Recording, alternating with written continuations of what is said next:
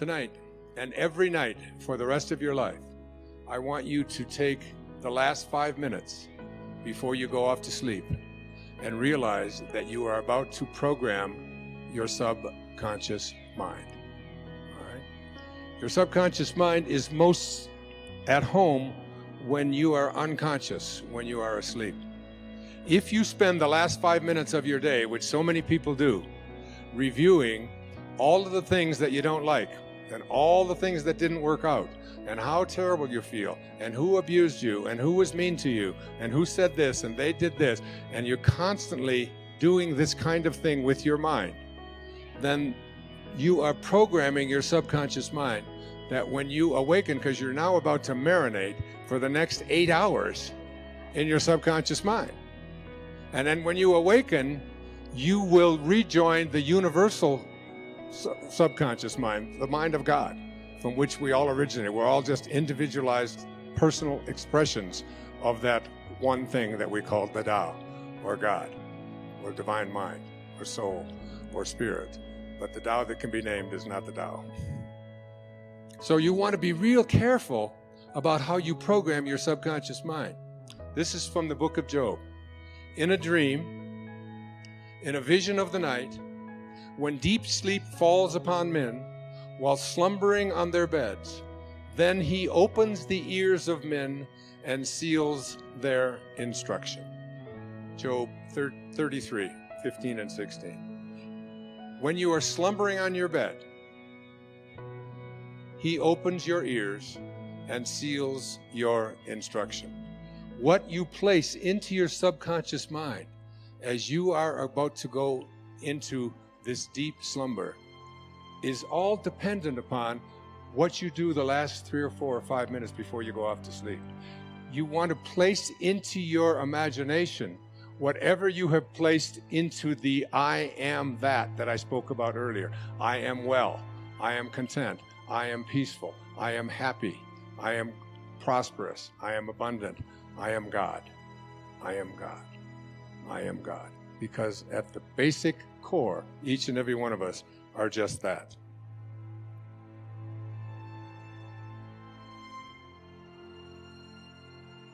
It's like if you just close your eyes and just listen to this meditation.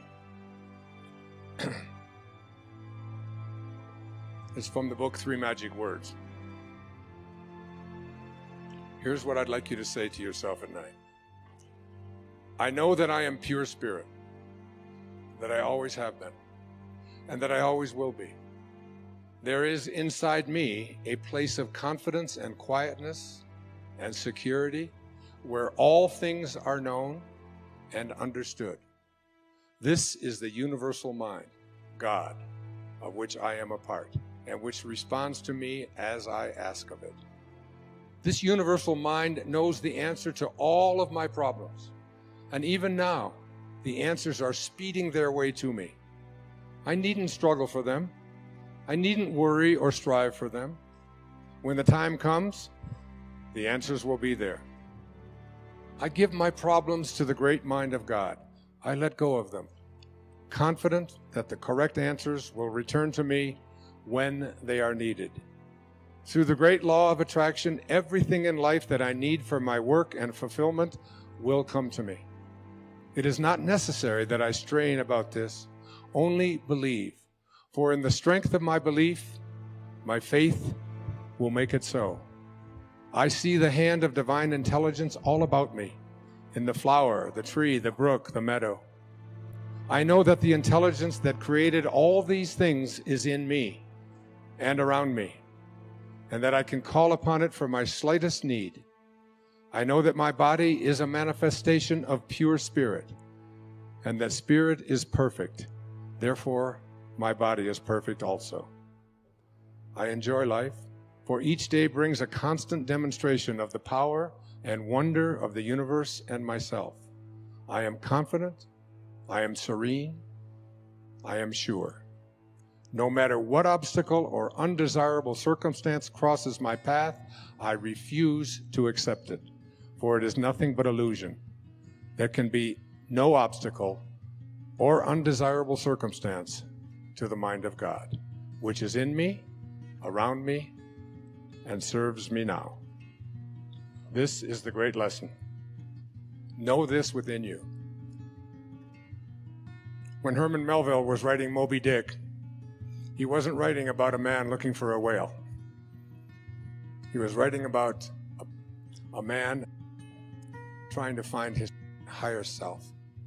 He said these words, "For as this appalling ocean surrounds the verdant land, so in the soul of man lies one insular Tahiti, full of peace and joy, but encompassed by all of the horrors of the half-lived life." In every moment of your life as you leave here today, you have this choice. You can either be a host to God or a hostage to your ego. It's your call. Thank you. God bless you. Namaste. Thank you.